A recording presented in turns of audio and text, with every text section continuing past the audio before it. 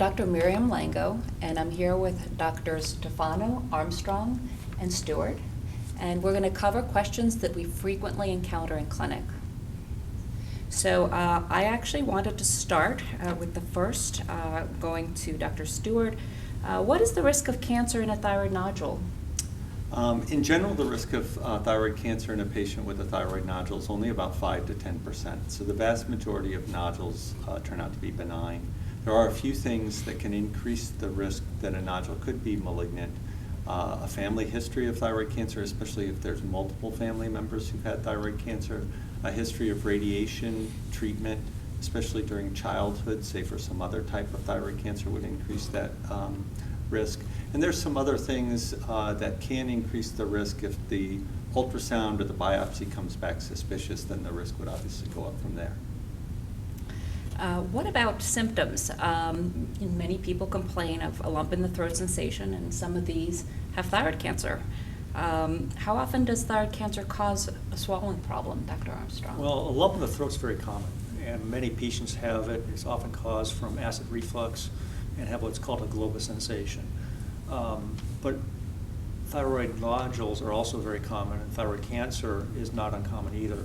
The times I've seen thyroid cancer causing swallowing problems has been in very advanced cancers where it's very obvious that the tumor is causing, and that's a very, very small minority.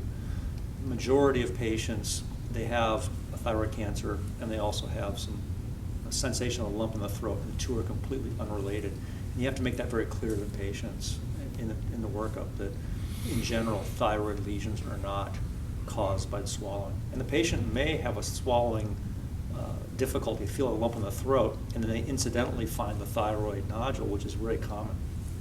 And so these patients shouldn't anticipate that their swallowing problem will improve after the thyroid cancer surgery. No, and the act of the surgery itself, short term, will also cause some difficulty with swallowing because of the manipulation of the muscles around the throat just in the act of doing the thyroidectomy. Next question. Thyroid cancer is becoming one of the most common cancers, especially in women. Some have described it as an epidemic. Is there an epidemic of thyroid cancer? Could there be environmental causes responsible for the increase in incidence? Dr. Stefano? Well, I think certainly we expect thyroid cancer to be the third most common cancer in women by 2019. And I think there is a reservoir of thyroid cancer that is now being detected by imaging studies done for other reasons. Certainly imaging studies for neck pain or headaches, and even carotid ultrasounds can be done and detect an incidental thyroid nodule. So I think we're seeing more thyroid nodules. They're getting biopsied more routinely, and when they have a diagnosis of thyroid cancer, those patients seek medical assistance and they seek a physician's input. Can there be environmental influences? I don't think we can discount that. I think that we always should think about the possibility of increased radiation, background radiation and exposure, especially for children and adolescents. These things we should at least consider, but I think we're just detecting more thyroid cancer because of these imaging studies that are being done. And additionally, patients are living much longer than they used to as well, right? So there could be multiple factors involved. You guys are doing great, by the way. Thank you. Sorry to interrupt, but seriously, you're doing great. So you should relax and continue what you're doing. So, Dr. Armstrong, do you think that it's better to identify thyroid cancer early? For most cancers, there's a belief that if you catch it early, you can do better, you can be cured. What do you think about that for thyroid cancer? That's a tough question because the common wisdom is if you get a cancer earlier, that it's going to be better. The challenge we have is as we find more and more of these incidental cancers, biologically many of them are never going to become manifest. If we hadn't done the study that picked up the tumor, many of these patients may have gone 20, 30, or their entire lifetime without discovering that there was actually a cancer. So there's a large subset of thyroid cancer that biologically is indolent. And the challenge we have is we don't necessarily know who those people are. So we do want to try and treat the cancer when it's early before it's spread. But it's a tough question because we know that there are consequences for treatment. There's potential complications, there's potential need for lifelong therapy with thyroid replacement, and it's not always better to diagnose it at the very, very earliest stages. And that's probably why, or it's a large reason why the guidelines for biopsying fine needle aspirations of thyroid nodules, they don't want to biopsy the 3 millimeter or the 4 millimeter nodule, because now you've got a diagnosis of cancer when we know that the life expectancy of that individual is the same as the general population. Any other comments? I think there's a lot of controversy here only because we can't ascribe a risk to an individual's particular tumor. It would be great with all these new molecular markers to have a prognostic, something that tells you what this tumor is going to do. So maybe this patient's tumor doesn't do anything at all and you never even have to worry about it. But by the way, this tumor, even though we see it earlier, it has a bad genetic profile and we should treat it earlier.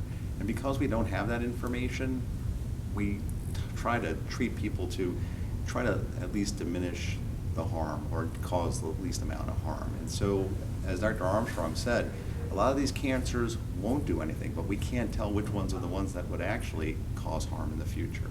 So that's why there's some difficulty in determining, should we be treating these or detecting these earlier. But I think Bill's point about the 1 centimeter cutoff, I think that's where a lot of the concern about overdiagnosis is. People who are getting biopsies of nodules that may be small, microscopic, we use the term microscopic for less than 1 centimeter, that may not cause them any harm. But once they cross the 1 centimeter and certainly 2 centimeter, we feel a little more strongly that they should be treated, even though they may be very low-risk type tumors.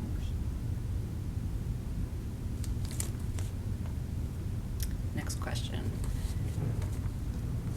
So if a patient has thyroid cancer, how much of the normal thyroid gland must be removed when you have, I messed up. So in a patient with thyroid cancer, how much of the normal gland must be removed? Why can't you just remove the cancer? And when do you need to remove the entire gland? And this is a question for Dr. Tufano. So the thyroid, when you see the tissue and the consistency, the nodule, it's very hard to determine the interface between the nodule and the regular thyroid tissue. So unlike a breast cancer where you can take additional tissue confidently and be sure that you're not going to leave tumor behind or cancer margin behind, you want to take the entire part of the thyroid. So if it's in the right side, you want to at least take the right half of the thyroid. And also over time, leaving thyroid tissue behind in that area, if it has cancer in it or it recurs later, it's going to be more difficult to remove it. And it also can cause some bleeding after surgery, and it's a little bit more problematic. So from that standpoint, it's better to remove at least half of the thyroid. So we don't do anything other than half or whole typically for thyroid cancer. Now, are you or the other panelists observing any patients with small thyroid cancers, and how do you make that decision? So for patients with small thyroid cancers, it's important to discuss with them that there are options. And I don't think there's any room for paternalism here to say, oh, I think I know what's best for you. The patients have to be educated. They should know that the American Thyroid Association guidelines support observation, or they can even support surgery in this circumstance. But you have to discuss the pros and cons with them. And patients are very, very smart. They're going to make their own value determination as to what's best for them. We should just be there to support them and educate them, especially in this scenario. I think one of the other aspects of your question was, when should the patient have the entire thyroid removed? And while that involves a discussion with the patient, and each case and patient are different, in general, if the tumor is growing outside of the thyroid into the surrounding tissue or has obviously spread into the lymph nodes, then we need to take out the whole thyroid, because we will probably want to give radioactive iodine, and that necessitates having the thyroid removed before you can give the radioiodine. Another reason to take out the whole thyroid is if there's tumors on both sides, and sometimes the thyroid cancer can spread within the thyroid gland as well. And often the ultrasound can evaluate to see whether there's any suspicion of spread within the other side of the thyroid. What tests would you recommend prior to thyroid surgery to make sure that the thyroid cancer hasn't spread to the neck or other parts of the body? Well, assuming that the patient's already had a biopsy that came back showing thyroid cancer or suspicious for thyroid cancer, then prior to surgery, generally the patient and the surgeon would want to be sure to evaluate the lymph nodes in the neck, as well as I mentioned, the other side of the thyroid. And typically that's done with an ultrasound. Now, occasionally in bigger tumors or where there's more suspicion of spread, CAT scans may be performed of either the neck or the chest. But PET scans, which are often used to stage a lot of other kinds of cancers, really don't play a role in the initial preoperative evaluation of a patient with a thyroid cancer. And the same can be said for the radioiodine scans. You don't need to do a radioiodine scan before the surgical treatment. And blood work is not really helpful in this setting. Well, and usually initially in the initial workup, thyroid function studies are done to make sure before doing the fine needle aspirate that the patient's not hyperthyroid, which can cloud your result on your fine needle. So assuming they've already had thyroid function studies, that's the only thing that must be considered. I would just have someone make a comment about PET scans specifically. I think Did Dave I- said Dave it. did. Did you? Okay, He sorry. did. Yeah, that was perfect. I was going to ask if he Okay. didn't. When should lymph nodes be removed? And are there any side effects in removing lymph nodes? Dr. Armstrong. Okay, so the lymph nodes in the neck, we can divide it into two large groups. There's the groups right around the thyroid area called the paratracheal and pretracheal nodes, and then there's the lateral lymph nodes in the lateral part of the neck. Generally, we do not do what's called elective lymph node dissection. So it's very easy. If there are lymph nodes in the region, you want to take them out. If you don't want to pluck them out, you want to remove all the lymph nodes in that region as a whole. The most common spread is to the paratracheal lymph nodes.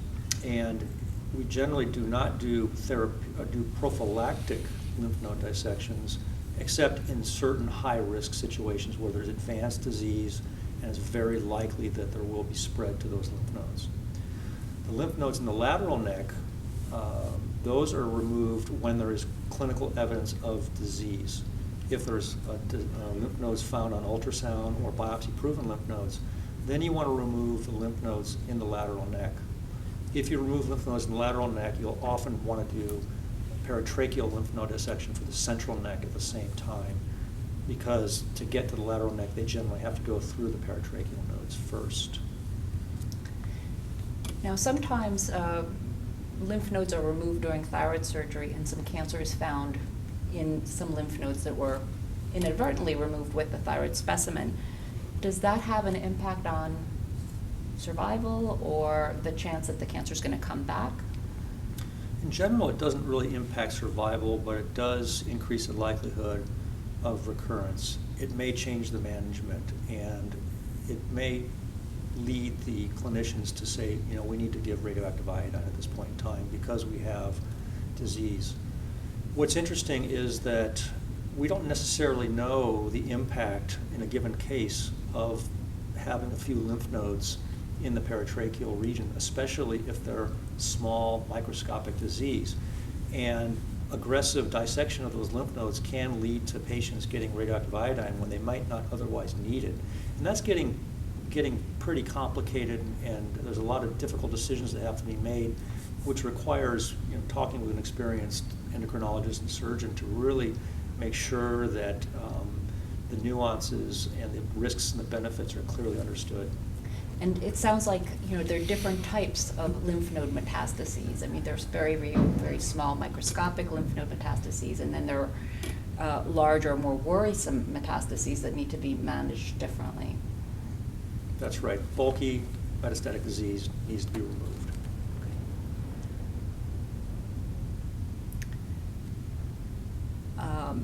Some patients come in and they were told that they needed a neck dissection. Dr. Stewart, can you describe what a neck dissection is and when is it necessary? Yes, so I think that Dr. Armstrong alluded to this with his answer, but in patients that have imaging or palpable cancerous lymph nodes, and most often it's found on the ultrasound, then those need to be surgically removed because radioactive iodine is unlikely to be able to effectively kill the tumor.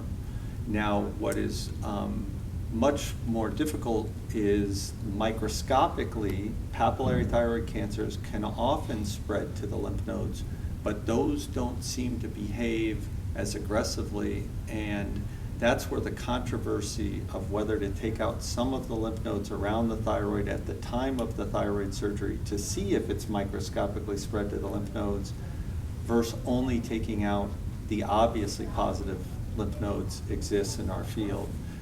Everybody agrees, though, if the lymph nodes are obviously positive, surgery is the most effective treatment, especially at the initial surgery. And Dr. Tofano, do you think that if there are lymph nodes in the neck, that there's a role for radioiodine for eradicating this disease in the neck? Well, for lymph nodes, it's primarily surgical treatment, and if you rely on radioactive iodine, that's not good because you'll eventually get more radioactive iodine than you probably need, and you'll still need surgery. So the best thing to do when you have lymph nodes involved is to have a surgeon experienced in lymph node removal, and to do, as Dr. Armstrong said, a good, safe, but thorough removal of the lymph nodes in that region. And that's going to give you the best chance of never having to deal with that again. Now, are there any potential complications or side effects from neck dissection or removal of these lymph nodes? Yeah, and that's why we don't just say, oh, we'll remove the lymph nodes all the time, because there's so many important nerves and other structures in the regions of where the lymph nodes are that we have to do a sort of risk-benefit profile on what's going to be in your best interest. But when they're lymph nodes that are big and we can feel them or see them before the surgery on our ultrasound or CT scans, we know we need to treat those surgically and remove those lymph nodes and the associated lymph nodes in that area. But when we don't see anything and it's microscopic, many studies have proven that those will never affect a patient, never cause a problem for them in the future, and therefore why should we put the patient at risk for the possible complications of a neck dissection? So we're always thinking about what's in the best interest of the patient from a functional standpoint and a cancer standpoint. Any other thoughts? Well, I think that Dr. Armstrong alluded to it, but just in the discussion of the neck dissection, the central neck dissection can be done at the time of the thyroidectomy and is ideally performed at that time because one is there already. The lateral neck dissection is to the side of where the thyroid is, and so generally we would only go do that at the same time of the thyroidectomy if there's obvious tumor there. And so when the patient is discussing the surgery and the issue of the lymph nodes come up, it's important to understand whether we're talking about lymph nodes in the lateral neck, which involves a fairly larger extension of the surgery, versus in the central neck around the thyroid, which involves just a little bit additional surgery.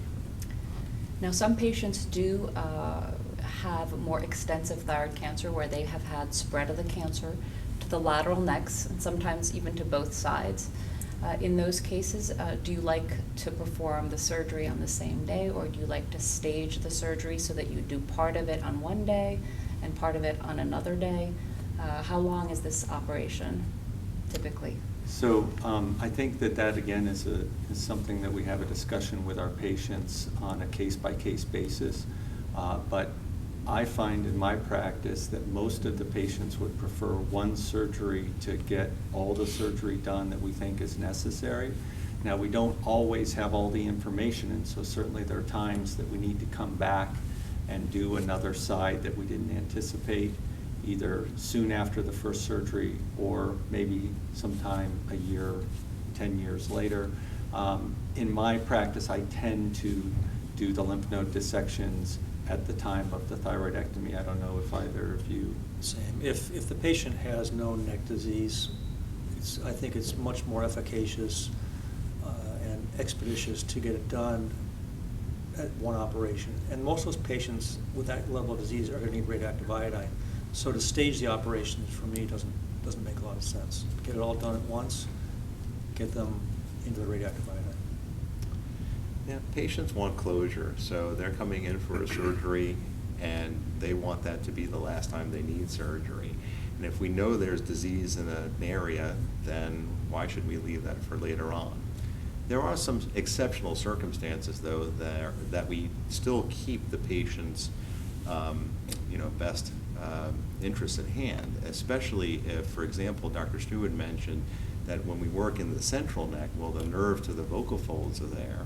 And so if we go on one side and it happens to be a particularly challenging tumor and the nerve is not functioning so well, we may leave the other side alone, especially allowing time for that nerve to recover before we would remove the lymph nodes on the other side.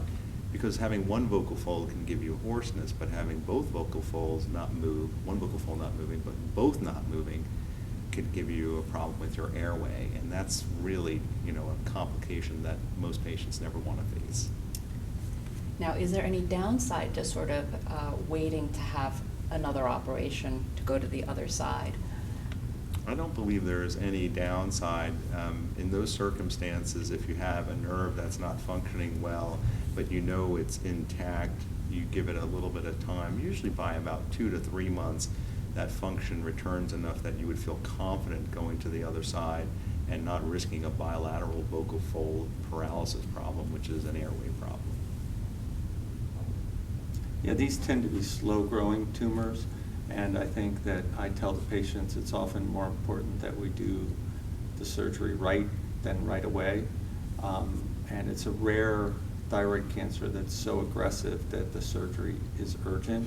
Having said that, if a patient knows that they have, malignant lymph nodes in the neck, it's worth them finding a surgeon who's comfortable with taking those out at the same time as the thyroid, because in most cases that's going to be the easiest for the patient. Sometimes, though, it is difficult to convince the patient that you can wait.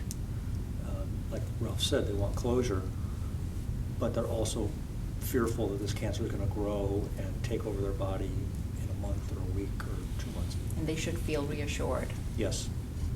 If you want more information about thyroid cancer, visit the American Academy of Otolaryngology website.